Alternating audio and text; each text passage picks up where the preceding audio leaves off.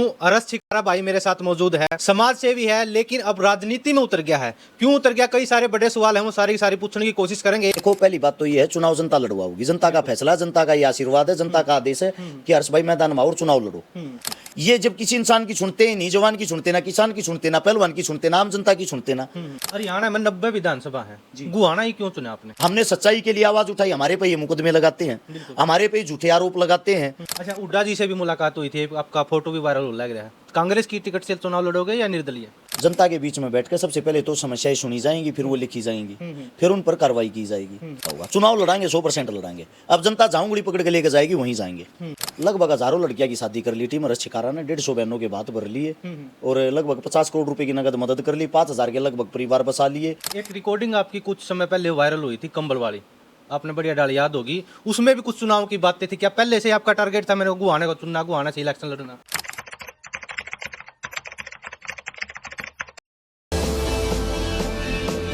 भाई गजब Haryana media channel देखने वाले सारे दर्शकों ने राम राम। और फिलहाल मैं सोनीपत के अंदर मौजूद हूँ। अरस छिकारा भाई मेरे साथ मौजूद है। समाज सेवी है लेकिन अब राजनीति में उतर गया है। क्यों उतर गया, कई सारे बड़े सवाल हैं, वो सारी की सारी पूछने की कोशिश करेंगे। और कई सारी लड़कियां की भाई शादी करवा रखी है, जरूरत का सामान देव है भाई। सबसे पहले भाई साहब राम राम, चैनल पर स्वागत है आपका। आपको भी राम राम। आपके जितने दर्शक साथी आवाज को सुन पा रहे सभी को हाथ जोड़कर अरस छिकारा की तरफ से राम राम। बिल्कुल भाई साहब, एक बार जनता तनु बता दो, कितनी लड़कियां की अब तक आपने टोटल शादी करवा ली? लगभग हजारों लड़कियां की शादी कर ली टीम अरस छिकारा ने, 150 बहनों के बात भर लिए और लगभग 50 करोड़ रुपए की नगद मदद कर ली, 5000 के लगभग परिवार बसा लिए।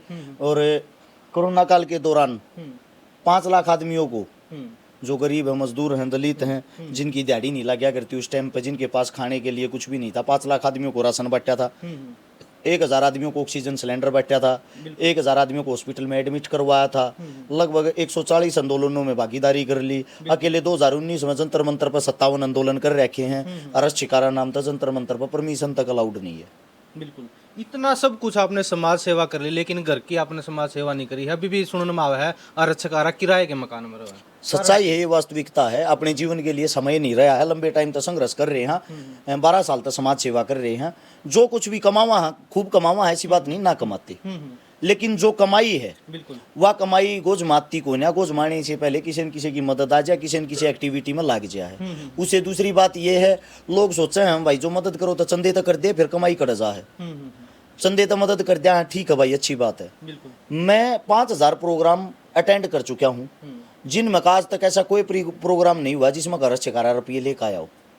कहीं खेल है, कहीं कबड्डी है, कहीं कुश्ती है, कहीं कुछ है, कहीं कुछ है। किसी भी प्रकार का कोई भी दंगल हो, कोई भी मंदिर का प्रोग्राम हो, संस्था का प्रोग्राम हो, अरस छिकारा खाली हाथ कहीं से भी नहीं आता। जैसा भी हो, 11,000 21,000 जो भी मेरे बस के रहे हैं, हर जगह दे के आया हूँ। एक एक दिन में 8-8 प्रोग्राम भी हुए हैं। 8-8 प्रोग्राम में आप 11,000 रुपये दो, आपकी जेब से तो 1 लाख रुपया चला जाना शामती। फिर डेली गाड़िया का तेल पानी हो गया, घूमना फिरना हो गया, समाज के बीच में रहना हो गया। खर्चे बड़े औखे होते हैं चलाने। तो इस मारे जो भी कमाई, अपनी कमाई खूब है, पैसा जोड़न नहीं पाया, वो समाज में लागे गया। बिल्कुल, हरियाणा में 90 विधानसभा है, गुहाना ही क्यों चुना आपने? गुहाना चुनने का कारण ये है, जैसे मेरे कर्म भूमि रही है। सोनीपत के अंदर मेरे को रहते लंबा टाइम हो गया, 16 साल मेरे को यहाँ हो चुके हैं। दूसरी बात ये, यहाँ से ना कोई समाज सेवी, ना कोई किसान नेता, ना कोई साफ छवि का ऐसा आदमी जिसके लिए हम जीत का रोड़ा बनाए, ऐसा कोई भी आदमी यहाँ से खड़ा हुआ नहीं है। बिल्कुल।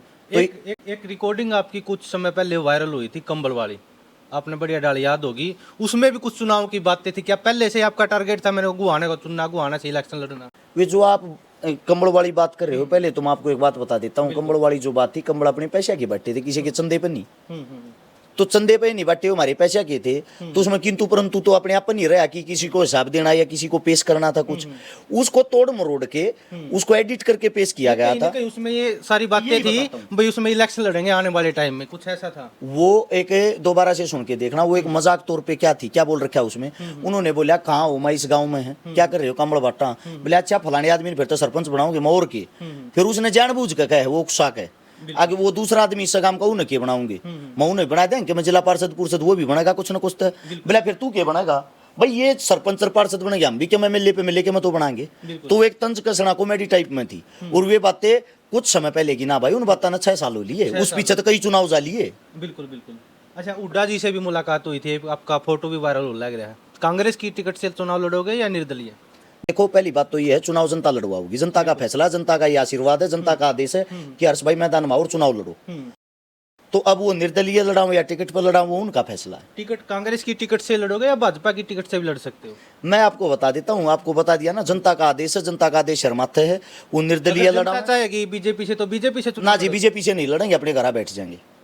कारण अपनी उनके साथ कोई विचारधारा नहीं मिलती, जितना अन्याय उन्होंने सबके साथ कर रखा, उन्होंने किसी भी वर्ग को नहीं छोड़ा।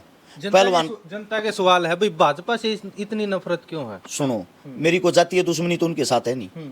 उन्होंने सबसे पहले तो समाज के अंदर जो जहर फैला रखा जातिवाद का, धर्मवाद का, बिल्कुल। फिर उन्होंने पहलवानों के साथ उन्होंने अन्याय किया, बहन बेटियों की नहीं सुनी। देखा ना, आज वह बेटी मेडल लाने लग रही है देश के लिए। वे देश के गद्दार तक बता दिए थे इन्होंने, जवानों की इन्होंने नहीं सुनी। पुलवामा अटैक आज तक पता लगा इन्होंने किस बात के कारण करवाया, कैसे हुआ। किसानों की इन्होंने नहीं सुनी, दिल्ली के चारों तरफ से किसान बैठे थे, 750 किसान शहीद हो गए थे, क्या इन्होंने सुनी? 1 साल तक बैठे रहे। ये जब किसी इंसान की सुनते ही नहीं, जवान की सुनते ना, किसान की सुनते ना, पहलवान की सुनते ना, आम जनता की सुनते ना। आपको पता होगा, आर्मी है जो, आर्मी के लिए भी उस टाइम पे हमने प्रदर्शन किया था, अग्निवीर इन्होंने बनाए। ये तो आज प्रदर्शन कर रहे हैं अग्निपथ को लेके, हमने तो उसी टाइम किया था। तो तब इन्होंने किसी की सुनी नहीं। हमने सच्चाई के लिए आवाज उठाई, हमारे पे ये मुकदमे लगाते हैं, हमारे पे झूठे आरोप लगाते हैं। तो एक बात बताओ, इसको किस नजर से ज्वाइन करेंगे, किस नजर से चुनाव लड़ेंगे इनकी टिकट पे? अच्छा हर्ष भाई, रिकॉर्डिंग भी आपकी काफी सारी वायरल हुई थी, उस बारे में बात हो ली, लेकिन कहीं ना कहीं मैं आपको एक बात और बता देता हूँ, उन रिकॉर्डिंग वाले आगे झूठ फलाने के चक्कर में केस भी लग गया था, मुकदमा लग गया था ना बेरो। अच्छा अच्छा, तारीख भुगती आ रही थी, 5 साल भुगती है उन तारीख, यही सोनीपत कोर्टा में। बिल्कुल। अच्छा, जो गुहाना से आप इलेक्शन लड़ोगे, बीजेपी से तो आप लड़ोगे नहीं, अगर कांग्रेस की टिकट मिलती तो टिकट से लड़ोगे, अगर नहीं मिली तो फिर ऑप्शन क्या है? वो जनता का फैसला होगा। चुनाव लड़ाएंगे, 100% लड़ाएंगे। अब जनता जहां उंगली पकड़ के लेके जाएगी वहीं जाएंगे, भाजपा को छोड़कर। भाजपा को छोड़कर जी। हर्ष भाई, अगर गुहाना की जनता ने आपको विधायक बना दिया तो क्या क्या काम आप करोगे गुहाना की जनता के लिए? देखो, हर गांव के अलग मुद्दे होते हैं, हर गांव के अंदर अगर आप जाओगे अलग समस्याएं हैं। जनता के बीच में बैठकर सबसे पहले तो समस्याएं सुनी जाएंगी, फिर वो लिखी जाएंगी, फिर उन पर कार्रवाई की जाएगी। और जो हर गांव की समस्या है, बिल्कुल, पूरे हरियाणा की समस्या या पूरे इंडिया की समस्या है, वो है शिक्षा, स्वास्थ्य और रोजगार। बिल्कुल। शिक्षा में आपको बता देता हूँ, जहाँ शिक्षा को बढ़ावा देना चाहिए वहाँ तो स्कूलों को बंद कर रही है सरकार। जहाँ नए नए हॉस्पिटल होने चाहिए वहाँ अस्पतालों के अंदर दवाइयाँ तक नहीं है, इलाज की सुविधा नहीं है। जहाँ रोजगार की बात करते हैं, हर रोज भर्तियाँ कैंसिल होती हैं, पेपर लीक होते हैं। बिल्कुल। हमारे जो यहाँ के बच्चे हैं वो गरीबी में भी अपनी जो जमीन जायदाद आती है उसको बेच के डोंकी मार के दूसरे देशों में जा रहे हैं, अपनी जान आफत में डाल के। जो पास में भी जमीन जायदाद उसको और बेच के नीलाम करके वहाँ गरीबी के कारण ही जा रहे हैं। तो मेन मुद्दे होंगे शिक्षा, स्वास्थ्य, रोजगार। बिल्कुल। और साथ में जो अपने खिलाड़ी हैं वो किसी भी प्रकार के, किसी भी लेवल के हों, क्योंकि सोनीपत जो है वो गढ़ है खेलों का। यहाँ स्पोर्ट्स घर घर में है, उनको निखारा जा सकता है, उनको और ऊंचाइयों पर लेकर जा सकता है। हर गांव के अंदर अलग अलग खेल की सुविधाएं और बढ़ाई जा सकती हैं। हर गांव के अंदर लोगों के अंदर का जो टैलेंट है वो निकल के बाहर आएगा। इन चीज़ों पर अपना मुख्य फोकस रहेगा। बिल्कुल। हर्ष भाई, अभी फिलहाल ओलंपिक चल रहा है, जो छोटे छोटे देश है ना उनके भी गोल्ड मेडल काफ़ी सारे आ लिए, लेकिन अगर अपनी इंडिया की बात करें तो इब खाता भी नहीं खुला है, बहुत कम मेडल आमे हैं, जितनी बड़ी जनसंख्या है। तो क्या कहना चाहिए, क्या कारण है गोल्ड मेडल क्यों नहीं आ रहे, इतने कम मेडल क्यों आ रहे?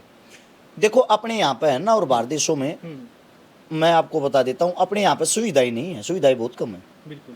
कोई भी बंदा अगर किसी भी गेम में जुड़ा हुआ, कोई भी स्पोर्ट्स पर्सन, सबसे पहले तो अपना घर खावा, अपने घर से तैयारी करे। बिल्कुल। उसने जो भी चीज की जरूरत पड़ेगी अपने लिए, किसी मशीन की या किसी जिम की या कोई सुविधा की, वो अपने पैसों से अरेंज करता है। वो अपने पैसों से अरेंज करके इंटरनेशनल बनता है। जब वो इंटरनेशनल बन जाता है, बाहर देश खेलने के लिए जाता है, वे जो बाहर वाले होते हैं, वे मैच्योर होते हैं, वो पूरी तैयारी किए हुए होते हैं। तब हम उनसे ये उम्मीद करते हैं कि हमारा बच्चा गोल्ड लेके आए। जब आपके बच्चे को आपकी सरकार ने, आपके लोगों ने कोई सुख सुविधा मुहैया ही नहीं कराई तो गोल्ड कैसे लेके आएगा? हमारा मानना है 140 करोड़ लोगों का जो हमारा देश है, अगर हमारे यहाँ पे चाइना जैसी, अमेरिका जैसी, जापान जैसी ऐसी सुविधाएं यहाँ पे खेलों के लिए होंगी तो शायद सबसे ज्यादा मेडल हमारे होंगे। बिल्कुल। जंतर मंतर पे कुछ दिन पहले आंदोलन चला था, ओलंपिक वाली लड़कियां भी वहाँ बैठी थी। अब विनेश फोगाट का आज ही मैच था, शायद सेमीफाइनल में चलेगी। क्या कहना चाहोगे विनेश के लिए? ये उन लोगों के मुंह पे करारा तमाचा है जो कह रहे थे ये पहलवान है ही नहीं, इनके बस का खेलना नहीं रहा, ये तो ट्रायल से बचने के लिए ड्रामे कर रही है वहां बैठ के। ये उन लोगों के मुंह पे ऐसा तमाचा है शायद अगर वे इंसान होंगे तो दोबारा से किसी के ऊपर तंज नहीं कसेंगे, दोबारा से किसी के ऊपर कमेंट नहीं करेंगे, क्योंकि विनेश ने 53 किलो उसकी वेट कैटेगरी है, उसको घटा के, यानी कि जिस वेट कैटेगरी में वो लड़ती है उससे भी नीचे 50 किलो में लड़ना बहुत बड़ी अचीवमेंट है। 6 महीने पहले ही उसने अपने पैर का ऑपरेशन कराया, उससे उठकर दोबारा से तैयार होकर, जिसको मानसिक रोगी बना दिया था समाज ने ताने मार मार के, और दोबारा से उठकर वहां पे जाना अपने आप में बहुत बड़ी उपलब्धि है। और फिर ओलंपिक में जाके फर्स्ट जो उसकी कुश्ती थी उसके अंदर जिसने उसको हराया वो 5 बार की वर्ल्ड चैंपियन थी, पहले बार की गोल्ड मेडलिस्ट ओलंपिक की। अपने जीवन में 14 साल के कार्यकाल में वो लड़की 14 साल के खेल में मात्र 3 कुश्तियां आ रही है। उन 3 कुश्तियों में से आज तीसरी कुश्ती विनेश फोगाट ने हराई है। इससे बड़ी अचीवमेंट और क्या होगी भाई साहब। मूर्ख आदमी जो होता है उसको कोई शर्म थोड़ी होती है, वो तो ऐसे हैं भावना के साथ चलते रहते हैं, जो बधाई दे देंगे। उनका कोई, मैं ये मानता हूँ उनके अंदर इंसानियत नाम की चीज ही नहीं होती, वो भावनाओं के साथ बैठते हैं। कल किसी और के थे, आज आपके हैं, परसों किसी और के हो जाएंगे। बिल्कुल। एक लास्ट सवाल है, मेवात के दौरे काफी सारे लग रहे हैं आपके लगातार, क्या कारण है? भाईचारा, प्यार, प्रेम, इज्जत देते हैं वहाँ के लोग। मैं तो ये कहता हूँ आप भी जाओ, एक बार देख के तो आओ, वहाँ किसी न किसी इंसान का इंटरव्यू तो करो, वहाँ की जनता को दिखाओ तो, जिसके बारे में भ्रम फैलाया जाता, बताया जाता वो मिनी पाकिस्तान है, उसके अंदर तो इंसान नहीं पता नहीं है वान बसते हैं। यानी कि मेवात के बारे में जो गलत चीजें फैलाई गई है, मेरा मानना ये एक बार उन इंसानों ने एक एक चक्कर जरूर मार करना चाहिए। मैं ये कहता हूँ जो प्यार प्रेम जो सादगी उनके अंदर है शायद आपको कहीं देखने को मिलेगी। जब वो यात्रा हुई थी तो हिंसा काफी सारी हुई थी, कई सारे आदमी भी मर गए थे, तो फिर वो लोग कौन थे? भाई साहब वो आपकी सरकार का एक एजेंडा था रचा हुआ। अब हम गए थे महाशिवरात्रि वाले दिन, हमारा वहाँ पे प्रोग्राम था, एक उद्घाटन करना था एक शिक्षा के सेंटर का। वहाँ पे हमारे पास से 1000 कावड़ जा रही थी। वहाँ पे जितने भी जो मौलवी थे, मुसलमान थे, मस्जिद के सामने खड़े होकर अपने जो कावड़िया जा रहे थे उनका आदर सत्कार फूलों के साथ कर रहे थे, उनको केले बांट रहे थे, उनको फल दे रहे थे, उनको घेवर बांट रहे थे, उनके साथ खुशियां मना रहे थे। एक बात बताओ, जब उनको इतनी चिड़न है तो वो क्यों कावड़ लेके जाने देंगे वहाँ को? अपनी आंखों से देखी हुई चीजें, ये मेरे फोन में वीडियो मिल जाएंगी, आपको भी दिखा दूंगा।